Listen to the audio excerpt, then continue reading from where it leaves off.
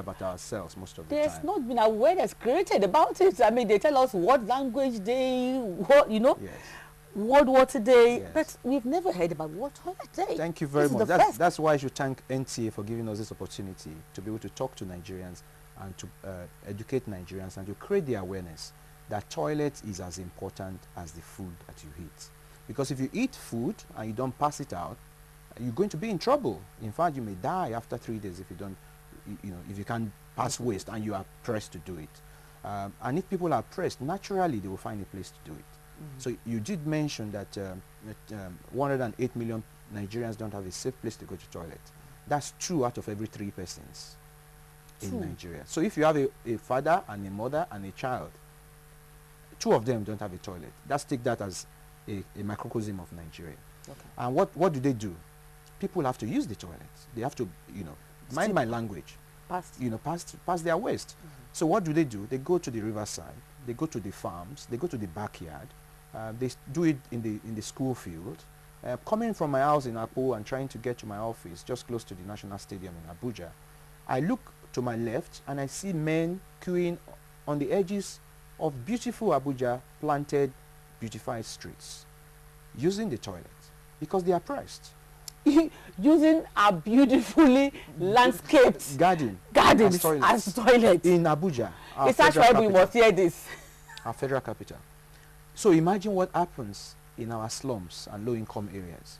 Imagine what happens in our rural areas and our villages. That's where you have this massive number of people, 108 people. And then what happens with the waste? They stay in our community. Our dogs go put their mouth in it. Our chickens go peck on it. Our children go, they play football in it. Okay, this is becoming more alarming by the second.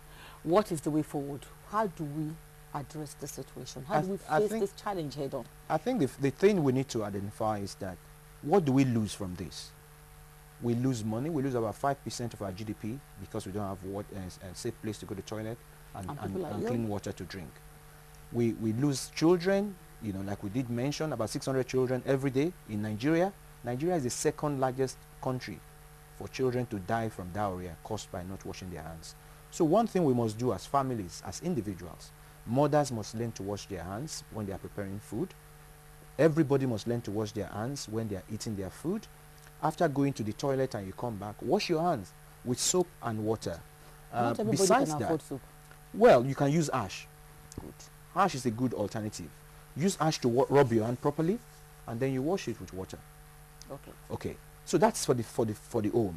But beyond washing hands, you also need to have a toilet. We've come up with a concept. Some of us went to Bangladesh in 2005 to learn from Bangladesh how they are trying to recover from not having toilets. They introduced what they call community-led total sanitation, which means that the community takes the initiative. So we are encouraging Nigerian communities today. The federal government, fortunately, has adopted that as a policy for achieving toilet coverage in Nigeria. The community, the individual, realizes that the waste he produces come back to feed him and kill him. So you need to dig a hole behind your house to cover that hole and put a shed around it so that you have privacy for a toilet. The greatest challenge we've always had is a question of standards. I'm a town planner. I trained as a professional town planner. The standards we have in Nigeria sometimes defeat the purpose. What we need to have a safe toilet is a place where it's covered, it's safe to go to, it's private, it does not harbor flies, and it doesn't smell, and has facilities for hand washing. If you have that as a family, you have made the criteria. So that's for the family. What should the government do? The government should continue to help to get us into a situation where our policies, like I did say, town planning policies, for example, the funding that is required comes to this. It is said that if you spend $1 as a country in water and sanitation, you get $9 back.